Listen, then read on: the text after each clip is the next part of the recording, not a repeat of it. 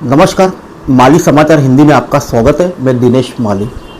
धर्म की राजनीति, भ्रष्टाचार छुपाने का तरीका। खड़गे ने कर्नाटक मुस्लिम आरक्षण मुद्दे पर भाजपा को घेरा। आइए जानते हैं विस्तार से। कांग्रेस के राष्ट्रीय अध्यक्ष मल्लिकार्जुन खड़गे ने सोमवार को राज्यसभा में धर्म के आधार पर भाजपा और कांग्रेस के विचारधारा पर जोर दिया।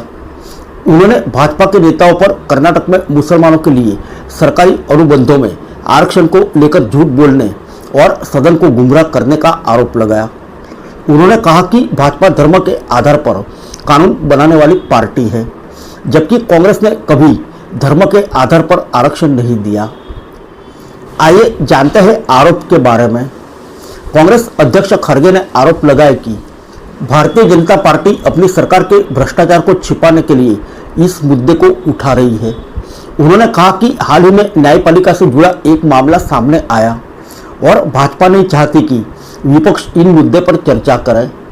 खड़गे ने यह भी कहा कि भाजपा कर्नाटक में धर्म आधारित आरक्षण के मुद्दे को उछालकर कांग्रेस की बढ़ती लोकप्रियता से परेशान है।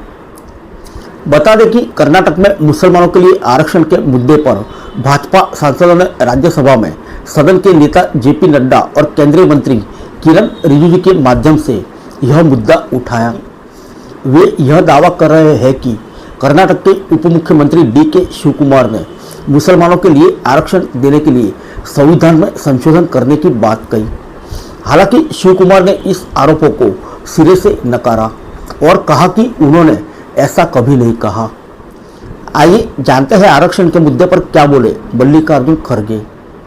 राज्यसभा में खड़गे ने कहा कि यह मुद्दा 1994 से चला आ रहा है और कर्नाटक में आरक्षण का यह कोटा कांग्रेस, भाजपा और जनता दल सेक्युलर जैसे तमाम दलों द्वारा स्वीकार किया गया है। उन्होंने भाजपा पर आरोप लगाया कि अब इस मुद्दे को राजनीति के लिए उठा रही है, क्योंकि कांग्रेस की कर्नाटक में सफलता और लोकप्रियता बढ़ रही है। साथ ही खड़गे ने यह भी कहा कि भाजपा के नेताओं ने संविधान में बदलाव की बात की है, जबकि कांग्रेस ने कभी संविधान को बदलने की बात नहीं की। उन्होंने कहा कि कांग्रेस ने सभी को 5 श्रेणियों में न्याय देने की कोशिश की है और भाजपा पुराने कानून को चुनौती देकर अपनी हताशा को दिखा रही है। खड़गे ने यह स्पष्ट किया कि कर्नाटक में कांग्रेस के किसी भी नेता ने मुसलमानों को आरक्षण देने के लिए संविधान बदलने की बात नहीं की।